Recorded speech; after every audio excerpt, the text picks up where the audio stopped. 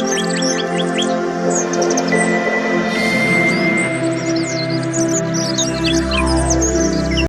Guys, வணக்கம் and welcome to Nawaz life care Tamil. இன்றைக்கி நம்ம சேனலில் வந்து ஒரு பீஸா ரெசிபி தான் வந்து பார்க்க போகிறோம். இந்த பீஸா வந்து நம்ம மைதா யூஸ் பண்ணாமல் கோதுமை யூஸ் பண்ணியிருக்கோம். அதுக்கப்புறம் வந்து நம்ம இதை ஈஸ்டும் யூஸ் பண்ணலை. ஸோ ரெசிபி எப்படி செய்யுதுன்னு பார்க்கலாம். ஃபர்ஸ்ட் வந்து நான் மைதாக்கு பதில் வந்து 1 கப் வந்து கோதுமை எடுத்திருக்கேன். இந்த கோதுமை வந்து நான் ஒரு பவுலில் வந்து ட்ரான்ஸ்ஃபர் பண்ணிக்கிட்டு அதில் வந்து நமக்கு தேவையான இன்க்ரீடியன்ட்ஸ்லாம் வந்து போடலாம். நம்ம ஈஸ்ட்டு போடுறதுனால தயிர் ஆட் பண்ண போகிறோம். ஸோ ஃபர்ஸ்ட் வந்து நான் ஒரு பிஞ்ச் சால்ட் வந்து போட்டுக்கிறேன். அதுக்கப்புறம் நான் ஒரு பிஞ்ச் வந்து சுகர் ஆட் பண்ணிக்கிறேன். அதுக்கப்புறம் ஒரு பிஞ்ச் வந்து நான் பேக்கிங் சோடா வந்து ஆட் பண்ணிக்கிறேன். ஏன்னா நம்ம தயிர் ஆட் பண்ணதுனால பேக்கிங் சோடா ஆட் பண்ணுறோம். அதுக்கப்புறம் ஒரு பிஞ்ச் வந்து பேக்கிங் பவுடர் ஆட் பண்ணிக்கிறேன். பேக்கிங் பவுடர் பேக்கிங் சோடா போட்டால் தான் நம்மளுடைய டோ வந்து நல்லா சாஃப்டாக வரும். ஏன்னா நம்ம ஈஸ்ட் போடலை, அதுக்காக தான். அதுக்கப்புறம் கொஞ்சமாக ஆயில் ஆட் பண்ணி நான் இதை நல்லா வந்து இந்த மாதிரி பிசைஞ்சுக்கிறேன். ஃபுல்லாக பிசைஞ்சிட்டு கொஞ்சம் சாஃப்டாக வர்றதுக்காக இன்னும் கொஞ்சம் நல்லா வந்து பிசைஞ்சிட்டு அதுக்கப்புறம் என்ன பண்ணுறேன், மேலே கொஞ்சமாக வந்து நான் ஆயில் அப்ளை பண்ணிவிட்டு இதை வந்து ஒரு 2 hours அப்படியே வந்து நான் மேரினேட் பண்ணுறேன். அதை அப்படியே ரெஸ்ட்டில் விட்டுருங்க. அந்த டைமில் வந்து நம்ம பீஸா சாஸும் பீஸாக்கு தேவையான மற்ற இன்க்ரீடியன்ஸில் வந்து ரெடி பண்ணலாம். ஸோ இந்த மாதிரி யூஸ்ஃபுல்லான ரெசிபிஸ் வேணும் என்னோட சேனல் நீங்கள் மறக்காமல் சப்ஸ்கிரைப் பண்ணுங்கள். அப்போ தான் நான் போட இந்த மாதிரி சிம்பிளான நிறைய ரெசிபிஸ், பியூட்டி டிப்ஸ் எல்லாமே உங்களுக்கு நோட்டிஃபிகேஷன் காட்டும். ஸோ என்னோட சேனலை மறக்காமல் சப்ஸ்கிரைப் பண்ணுங்கள். ஸோ நெக்ஸ்ட் வந்து நம்ம ரெடி பண்ண டோ வந்து நான் அப்படியே ரெஸ்ட்டில் விட்டுடுறேன் ஆயில் அப்ளை பண்ணிவிட்டு.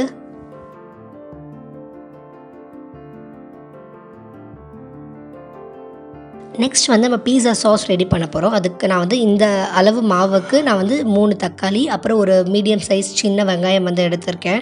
அதுக்கப்புறம் ஒரு 3 காஞ்ச மிளகாய் எடுத்திருக்கேன். நீங்கள் நீட்டு காஞ்ச மிளகாய், ரவுண்டு காஞ்ச மிளகாய் கூட எடுத்துக்கலாம். இந்த வந்து பேக்கில் வந்து தக்காளியை வந்து கட் பண்ணி விட்டுட்டு நம்ம நெக்ஸ்ட் வந்து பீஸா சாஸ் ரெடி பண்ண போகிறோம்.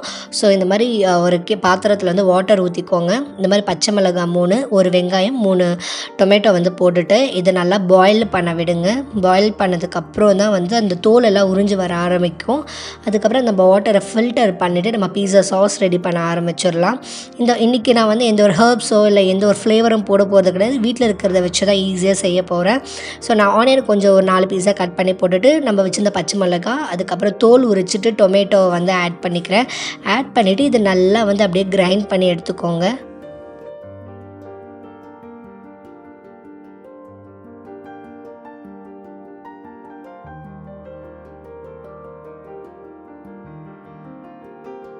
இது வந்து பேஸ்ட்டாக அரைச்சிக்கோங்க. ரொம்ப அப்படி மழமழன்னு பேஸ்ட்டாகவும் அரைக்காதீங்க, ஓரளவு பேஸ்ட்டாக இருந்தால் போதும்.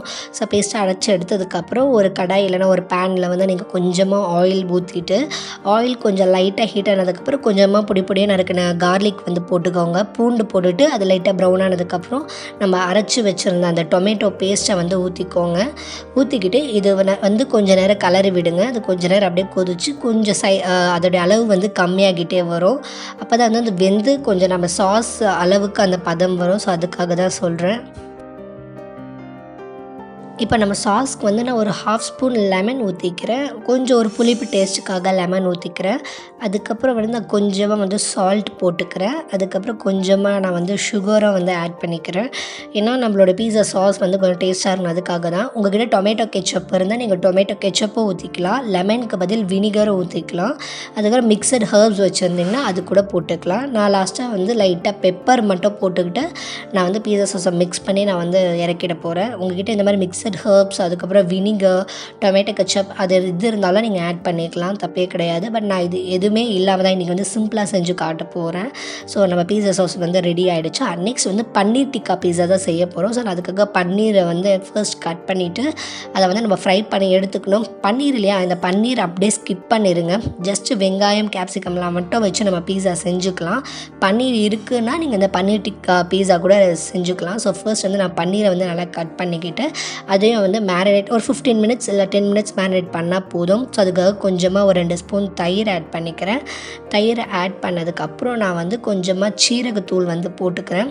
சீரகத்தூள், கரம் மசாலா, அதுக்கப்புறம் கொஞ்சமாக சில்லி பவுடர், ஒரு 1/2 ஸ்பூன் வந்து கரம் மசாலா, எல்லாமே 1/2 ஸ்பூன் போட்டால் போதும், இல்லை 1/4 ஸ்பூனும் போட்டால் போதும். சீரகத்தூள், கரம் மசாலா, சில்லி பவுடர், கொஞ்சமாக மல்லித்தூளும் வந்து போட்டுக்கோங்க. இது அப்புறம் கொஞ்சமாக மஞ்சள், கொஞ்சம் பிஞ்ச் சால்ட் போட்டால் போதும். அதுக்கப்புறம் பெப்பரும் வந்து கொஞ்சம் போட்டுக்கோங்க. இது எல்லா மசாலாவையும் நல்லா மிக்ஸ் பண்ணிவிட்டு அதை வந்து பன்னீரை அதை சேர்த்து நீங்கள் என்ன பண்ணுங்கள், நல்லா அதை மிக்ஸ் பண்ணி ஒரு 10 to 15 மினிட்ஸ் வந்து நீங்கள் மேரினேட் பண்ணுங்கள். அப்போ தான் பன்னீருக்குள்ளே வந்து இந்த மசாலா ஃப்ளேவர் எல்லாமே இறங்கும். ஸோ அதுக்காக தான் சொல்கிறேன்.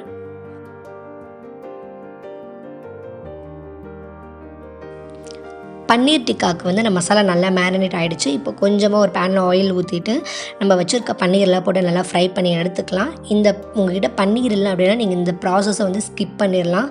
நீங்கள் பன்னீர் போடாமல் just onion, capsicum and corn வச்சே கூட நீங்கள் செஞ்சுக்கலாம். எல்லாமே ஈஸி தான். ஸோ இன்றைக்கி போடுற பீஸா வந்து ஹெல்த்தியான பீஸா. ஏன்னா மைதாவே எல்லாத்துலேயும் சாப்பிட்டுட்டு இருந்தோம்னா நமக்கு அது ரியலாக ஹெல்த்துக்கு ரொம்ப பேட். ஸோ அதுக்காக தான் வந்து வீட் பீஸா வந்து இன்றைக்கி நான் வீட்லேயே ஹோம்மேடாக செஞ்சு காட்டுறேன்.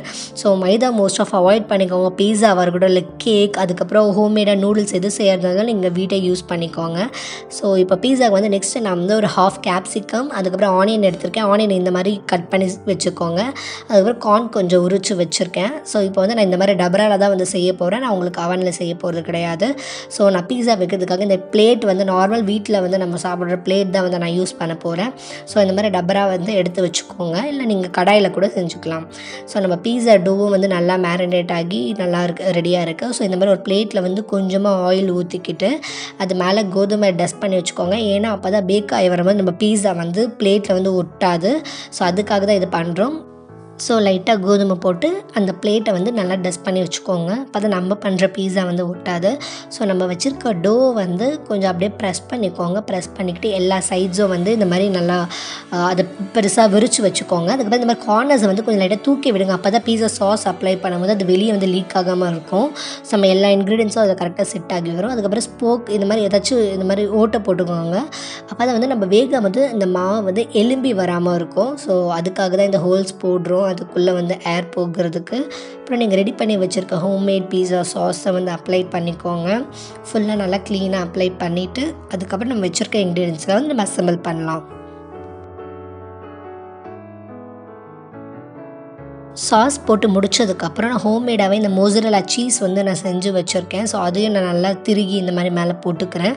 அந்த சீஸ் ரெசிபியை நான் நெக்ஸ்ட் வீடியோவில் உங்களுக்கு ஷேர் பண்ணுறேன். ஹோம்மேடாக எப்படி மோசரல்லா சீஸ் செய்யலாம் அப்படின்ட்டு. ஸோ இப்போ சீஸ் எனக்கு நல்லா தேவையான அளவு வந்து நான் போட்டுக்கிறேன். நீங்கள் எவ்வளோ சீஸ் போட்டாலும் அது மெல்ட் ஆகி ரொம்ப கம்மியாக தான் இருக்கும். ஸோ நீங்கள் இந்த மாதிரி ஹோம்மேடாக செஞ்சுக்கலாம். நிறைய சீஸ் கூட ஆட் பண்ணிக்கலாம்.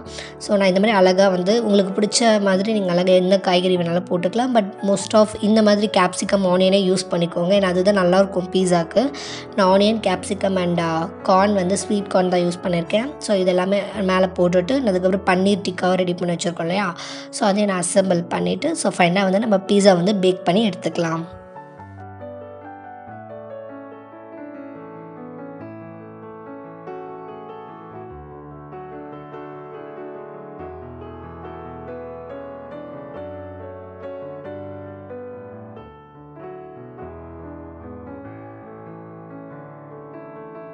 நீங்கள் கடாயை செஞ்சுக்கலாம், இல்லை குக்கரில் கூட செஞ்சுக்கலாம்.